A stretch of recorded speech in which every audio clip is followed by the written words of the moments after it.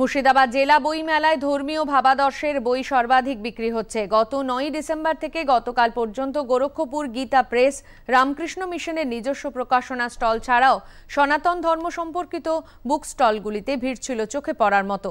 বিক্রেতা মহারাজেরা জানাচ্ছেন, শুধু সনাতন ধর্মের লোকেরাই নয়, সংখ্যালঘু অধ্যুষিত মুর্শিদাবাদ জেলার সংখ্যালঘু সম্প্রদায়ের মানুষও রামায়ণ, মহাভারত, গীতা, 4 খণ্ডের বেদ সহ সনাতন ধর্ম সম্পর্কে আগ্রহ দেখিয়ে বিপুল পরিমাণে বই কিনছেন। প্রথাগত সাহিত্য, রম্য রচনা, প্রবন্ধের বাইরে স্বাদ বদল করতে অনেক তরুণ তরুণীকেও ধর্মীয় বইয়ের সম্ভার নাড়াচাড়া করতে দেখা যায়। এসবের মধ্যে লক্ষণীয়ভাবে সংখ্যালঘু মুসলিম সম্প্রদায়ের মানুষকেও রামায়ণ, মহাভারত, বেদ ছাড়াও পুরাণ, উপনিষদ নিয়ে কৌতূহলী অনুসন্ধানে দেখা গিয়েছে। সম্প্রীতির জেলা মুর্শিদাবাদে ভিন্ন সম্প্রদায়কে জানান বোঝার সামাজিক দায় থেকেই তাদের আগ্রহ বলে জানিয়েছেন পরহেজগার মুসল্লিরা। সমস্যা হচ্ছে না। এই বইমেলায় তো আমি চিত্র সম্প্রীতির চিত্রই দেখছি। এখানে হিন্দু মুসলমান সবাই আসছে, বই নিচ্ছে, কোনো ভেদাভেদ নেই, একসাথেই সবাই লাইন দিয়ে বই নিচ্ছে।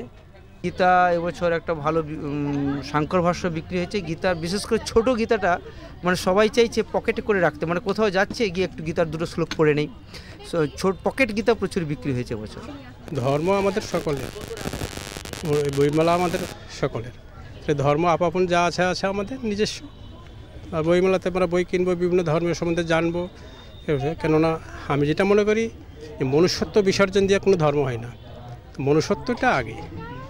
মানুষের মনুষ্যত্ব, একটা অ্যাক্সিডেন্ট হলো, একটা কোনো বড় দুর্ঘটনা হলো, আমি কাকে খুঁজবো সেখানে মুসলিম না সে হিন্দু? আমি যদিও মুসলিম, আমি কি দেখবো সে মুসলিম না হিন্দু? আমি তার যে মনুষ্যত্ব দিয়ে আমি তাকে আগে হেল্প করবো, সাহায্য করবো। সেই জন্য আমি বিভিন্ন ধর্মের বই পড়ি এবং আমি নিজে ইসলাম ধর্মাবলম্বী হলেও অন্যান্য ধর্মের প্রতি আমার সহানুভূতি আছে।